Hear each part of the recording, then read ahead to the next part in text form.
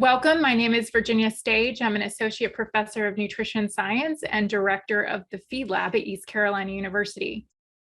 FEED stands for Food-Based Early Education, and our lab's mission is to empower early childhood teachers, families, and communities with evidence-based strategies to improve children's dietary quality and school readiness. We primarily work with Head Start Community, which, as you might know, is the federally funded preschool program that serves low-income children and their families. Now, over the years, we've had many conversations with Head Start teachers about the challenges they face in their classrooms when trying to get preschool children to eat healthier. But these conversations have pointed to a potential solution. Many teachers reported success when they use food as a tool to teach. So I'm here to talk to you today about a different way of thinking about nutrition education in the preschool classroom. Instead of teaching children about the good old food groups, let's instead think about using an integrative approach that exposes children to healthy foods in the classroom while also preparing them for school. But first, let's talk about why this is important. We know that Head Start children tend to have poorer quality diets when we compare them to their non-Head Start counterparts. And this is likely due to the fact that 1 in 3 Head Start families are food insecure. The COVID-19 pandemic has increased these rates, and we're also seeing increasing rates of childhood obesity. This is concerning for a number of reasons. We know that food behaviors are established early in the preschool years, and they can track long-term into adulthood. But did you know that dietary quality is also associated with academic outcomes? Now, the good news is that Head Start provides fruits and vegetables through free food, breakfast, lunch, and during snack times. But the bad news is increased access to fruits and vegetables does not mean children will eat them. Now, picky eating is very common in the preschool years. Repeated exposure in which children are offered the same foods over and over again, however, is actually the most effective way to get them to eat their fruits and vegetables.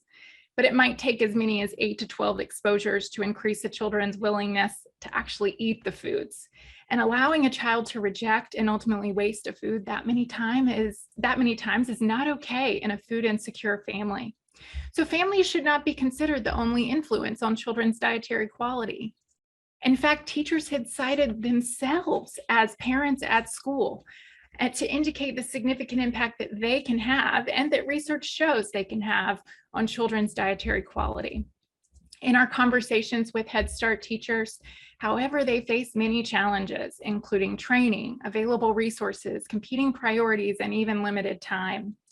However, again, these conversations did point to a potential solution, which is the idea that food can be used as a tool to teach math, science, and even language in the preschool classroom. And knowing that the best method for getting children to eat their fruits and vegetables and improve their dietary quality is actually through early and frequent exposure, then we should be thinking more about an integrative approach that will expose children to healthy foods while they're also getting ready for kindergarten. And this is where PEAS comes in.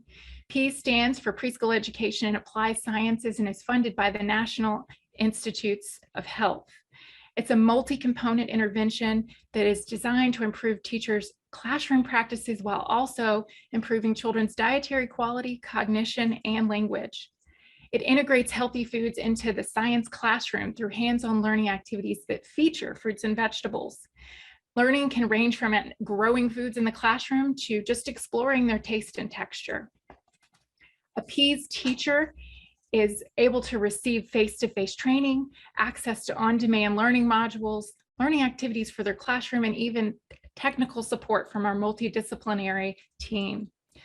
Teachers are also provided all the things they need to successfully integrate science and nutrition into their classroom, including fruits and vegetables.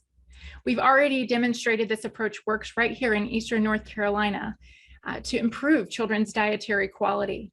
In a recent pilot, we assessed the impact of this approach on children's skin carotenoid scores, which is a measure of fruit and vegetable intake and dietary quality. And we found that skin carotenoid levels were significantly higher in our intervention group when compared to a control. This year, we've expanded our work to Pitt, Martin, and Beaufort counties, reaching approximately 50 teachers and 500 children.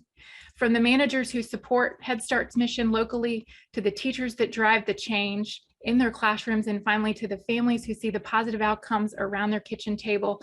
Together, we have built a strong community partnership that will help us build a culture of health and educational equity for the children most in need. After all, today's healthy kids will be the leaders who help us ensure a better tomorrow. Thank you.